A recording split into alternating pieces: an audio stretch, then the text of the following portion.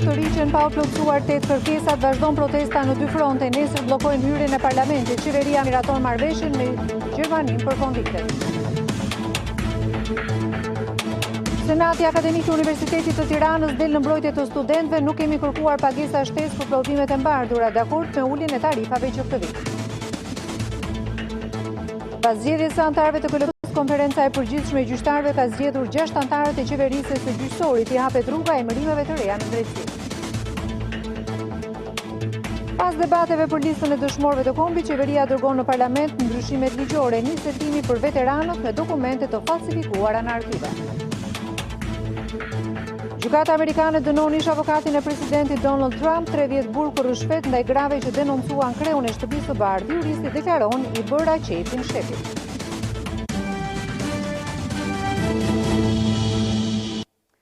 Të nderuar teleshikues, mirëmbrëma, ju përshëndes nga edicioni qendror i lajmeve në Ora News. Përfundimi i ultimatumit të dhënë kryeministrit Edi Rama i ka gjetur të ndarë në 2 grupe studentët protestues.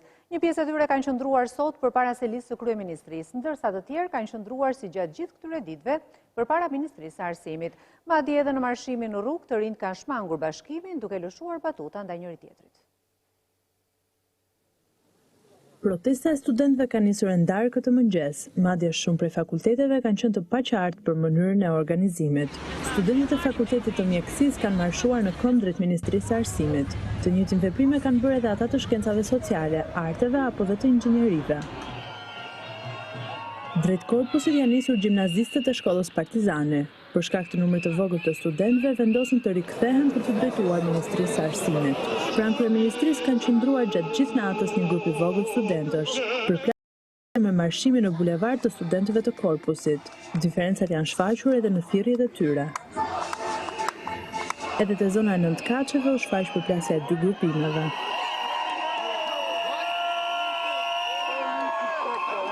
Para kryeministrisë, studentët deklaruan se Rama nuk është për dialog.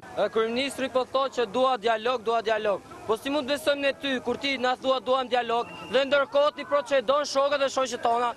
Aq më tepër ti procedon intelektualët, pedagogët. Kjo nuk është dialog. Ti nuk po kërkon dialog. Ti po i hedh benzinë zjarrit. Me ta u bashkuan edhe të rinjtë e mbërthura. Kjo ka qenë situata gjatë paradites, por le të shohim se çfarë po ndodh tani përpara selisë së kryeministrisë dhe Ministrisë së Arsimit. Lidhemi me 2 gazetaret tona, Nertila Dosti dhe Fiorella Beleshi. Mirëmbrëma, ju përshëndes duke u falenderuar për punën e bërë gjatë gjithë këtyre ditëve. Nertila, çfarë po ndodh tek ty? Beti të përshëndes, ndodhemi para kryeministrisë dhe protesta këtu ka mbi dhjetor që po zhvillohet.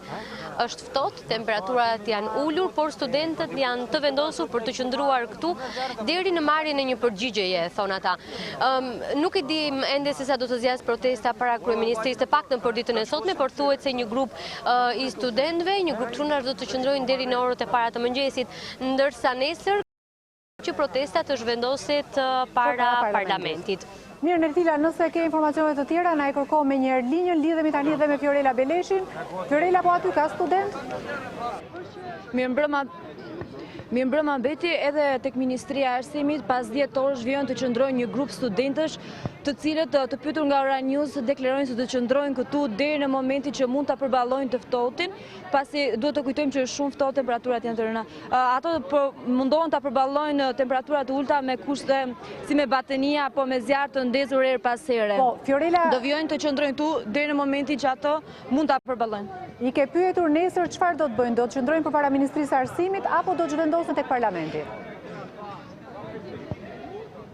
Edhe për këtë Beti janë të dyzuar pasi një grup kërkon që të shkojë para parlamentit, ndërsa një grup tjetër mendon që duhet të rinë këtu përpara Ministrisë së Arsimit. Mirë, ju falenderoj dhe ju uroj punë të mbarë, ndërkohë eci mëtej studentët në rrethe kanë përshkallëzuar qëndrimin e tyre, madje të rinj kanë ftuar edhe gjimnazistët të bashkohen. Në qytete të ndryshme nuk kanë munguar as bllokimet e rrugëve.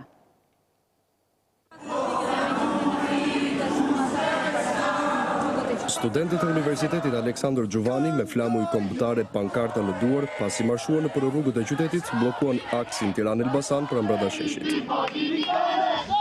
Në këtë situatë, për disa orë lëvizja drejt kryeqytetit u bë nga rruga e vjetër e Krabës, por studentët i hapën në rrugën kësaj autoambulance. Me të njëjtën strategji dhe studentët e Korçës marshuan përmes qytetit, të mbështetur nga gjimnazistë dhe më pas bllokuan unazë veriore, nga ku bëhet lidhje me Pogradecin.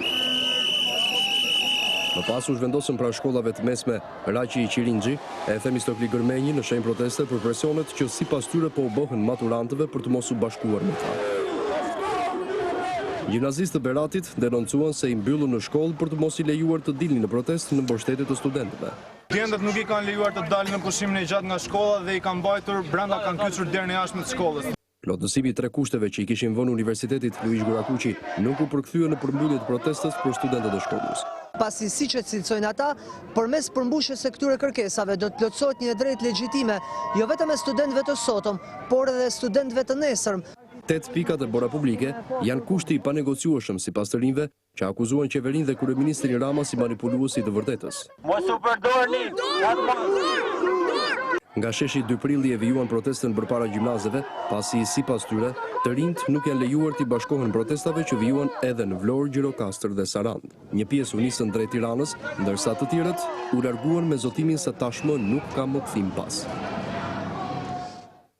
25 shtetas janë proceduar nga policia e Tiranës për organizim dhe pjesëmarrje në grumbullime të paligjshme dhe prishje të qetësisë. Mes tyre janë edhe pedagogu Edmond Tupja dhe këngëtari Robert Aliaj. Kryetari demokrat Lulzim Basha akuzoi për këtë qeverinë duke thënë se ky shtet po degradon. Procedohen penalisht 25 shtetas për organizim dhe pjesëmarrje në grumbullime e manifestime të paligjshme, si edhe për prishje të rendit dhe qetësisë publike.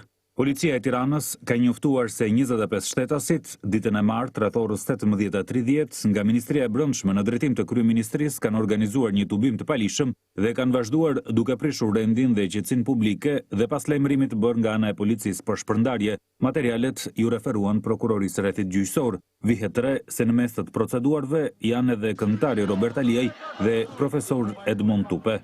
Edmond Tupe, po këti nuk i doli emri as për favore seksuale, as për rrushfete. Pse të akuzohet kë? Në vend të tij duhet të jenë ata vjetra pedagog shqiptar që akuzohen për 200 eurosha, 500 eurosha, apo favor nga më të ndyra që as goja nuk mund t'i zë. Për këtë ka reaguar edhe kreu i Partisë Demokratike Lulzim Basha, i cili shkroi në rrjetet sociale se as hajduti dhe as vrasësit që kapen duke vjedhur e pastruar 30 milion euro nuk hetohen, por hetohen ata që ngren zërin kundër qeverisë. Ky shtet po degradon për ditë në një regjim hajdut dhe shtypës në duart e krimit, por do të shembet përpara vullnetit të njerëzve, shkroi Basha. Dhe me njerë pas publikimit të lajmit se ishte proceduar për protestat të paligjshme, profesor Edmond Tupe shprehet se këto janë forma presioni prej qeverisë. Madje ai deklaron se do të vazhdojë të qëndrojë pranë të rinjve. Profesor Edmond Tupe ka vendosur të qëndrojë në protestën e studentëve dhe pse ndaj tij ka nisur procedim penal për protestë të paligjshme. Për Ora News ai u shpreh se lajmin ja kanë dhënë miqtë e tij dhe më pas e ka mësuar edhe nga rrjetet sociale. Unë apita se unë s'kam organizuar asgjë. Unë jam një mbështetës, po, dhe do mbështet vazhdimisht. Edhe sikur të jem mbrapa hekurave të burgut, unë prapë do mbështes televizje. Se janë ato burra që kanë karakter të paktën. Se askush nuk ka hedhur nga këta studentë janë proceduar, nuk ka hedhur, ata që takova unë, nuk kanë hedhur as vezë dhe as shishe kundër ministrës ose kundër ndërtesës Ministrisë së Arsimit. Për sa i përket të grupime, profesori ka të njëjtin mendim. Në qoftë se do të ishin në repet nuk do ishin ndarë kështu. Por sigurisht janë ndarë për mendimin tim përkohësisht. Janë krijuar 2 pole para ministrisë dhe para kryeministrisë që kanë të njëjtën kauzë. Kjo duhet të gjë në pa. Edhe ata që janë atje, edhe këta që janë këtu, ata janë Nuk mungon as shit si takaushve të Lulediellit. Vetë studentët shprehin se preferojnë të drejtohen marketeve pranë për të bërë ushqime apo ujë.